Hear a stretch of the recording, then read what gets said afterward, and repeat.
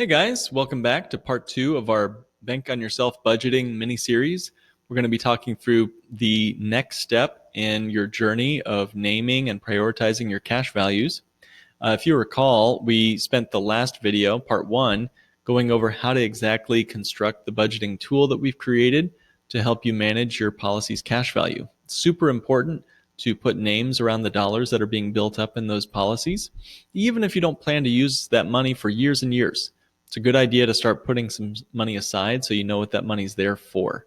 Again, budgeting is really just a conversation about priorities. So today we're going to be looking at what to do next after we've had that initial budgeting conversation. Let's fast forward a few months into the future where we have some extra cash set aside in the policies, and now we need to know what to do with that cash. All right. So if you recall, we had a conversation with Susie and Bob. They had $49,750 in their 3 different Bank on Yourself policies. Again, the numbers are less important than the concepts here. And they were able to put all that money to work on paper. And they also decided, after our last video, they decided to say, hey, let's make 6 months of living expenses. Let's have that set aside by April 2022. So that's in 2 years. They actually are going to want that in just 1 year. So in just 10 months, they need to be saving $1,000 a month to get to $30,000. So if you see they've got 20,000 here, they want 30,000 by next April. 10 months from June, when we're recording this hypothetical video here, is 10 months from now. That's $1,000 a month that they have to save to get from 20,000 to 30,000. So that means $1,000 a month has to be allocated, and now it's June. But the last time they talked about it was April. So what do we do next? Well, they've logged in and they say, all right, they see their tool here and it says click and drag over here in the far right of the screen. So what we do here is we can click, hold down the mouse, drag that column over here, and see that black line. We can drop it, let go of the mouse, and it drops right in the way we like it. Now, before we start filling all this information out, we want to go log in to the insurance company's website and copy and paste the available loan value for Susie's 2 policies and also Bob's policy.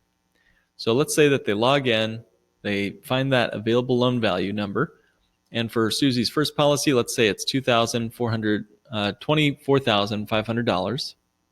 Let's say that Bob's second policy is now $19,000 even, and let's say Susie's third policy is now it's grown from $9,250 to $11,750 altogether. Okay, again, the important thing is just to copy and paste what you see that available loan value showing up as on the different insurance company websites that you have policies with. Now, the neat thing is you can copy your work from last time to get you started. So simply click and drag, and then you can click copy, and then right click, and it says paste, and it just drops it all right in there. And most of your work is done. As long as you haven't made any dramatic changes or need to add any additional goals, we'll talk about that next. But first, let's just notice that we've already named most of the money in the policies, but there was an additional $5,500 in the 3 policies since Bob and Susie spoke in April, and today's date, again, was June. So we have to name this $5,500. Well, as mentioned, one of our goals is to save $1,000 a month to get us from 20,000 to 30,000 before next April 2021. That means $1,000 a month needs to have been saved in the month of May, and now it's the month of June. So we need to put $2,000 to work out of that $5,500 that we have something to do with here. So we can just 20,000 plus 2,000 is $22,000. Just type that in. And that leaves us with $3,500 to go with. All right. So let's say that we want to help pay down some student loan debt using the debt snowbank method we talked about last time. And let's say we can only set aside $1,000 to that. Great. So we're doing all the right things there. We have $2,500 left to go. Let's say that we want to set aside $500 to the travel fund. So now we're at $3,500. We have $2,000 left. Maybe there's been a new expense that's come up. You can always change, add categories, delete categories. This is your plan, all right? So let's say that you want to set aside some money for, a pinball machine for the basement. And maybe that's, I don't know what those cost, but let's say that that's $6,000. And you just, whenever we've got it. So one of the important things to do about goals is to put a number to it and put a date next to it. And if you're not sure on the date, you can just say whenever. No big deal. Let's say you want to set aside $2,000 for that pinball machine. Not saying that's smart, not saying you should do that, but hey, it's your cash value. You're welcome to do anything you want with that money, right? There's no requirements or restrictions on the cash. And let's say that you guys talk it out and you're like, well, maybe we should dial it back some. Let's put $1,000 toward the pinball machine, and let's put an extra $1,000 toward our debt. Awesome stuff. Smart, smart, smart. So then you're down to zero again, and you're done.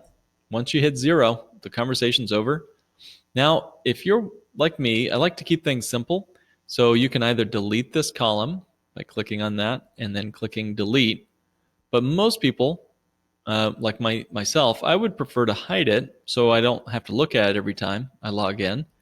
But I can always go back to it if I want. So if you click hide column, that's no longer going to be visible unless you click on these little arrows up here, and then it reappears.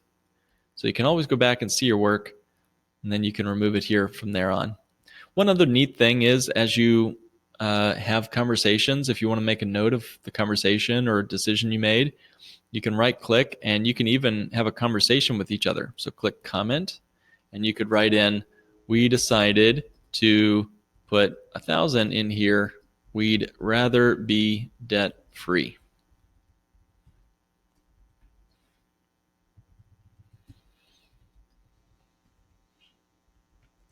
And then you can hit comment, and then it's there for all time, and folks can, your spouse can write you back, and you can add your financial professional on here too if you want to talk it out with them.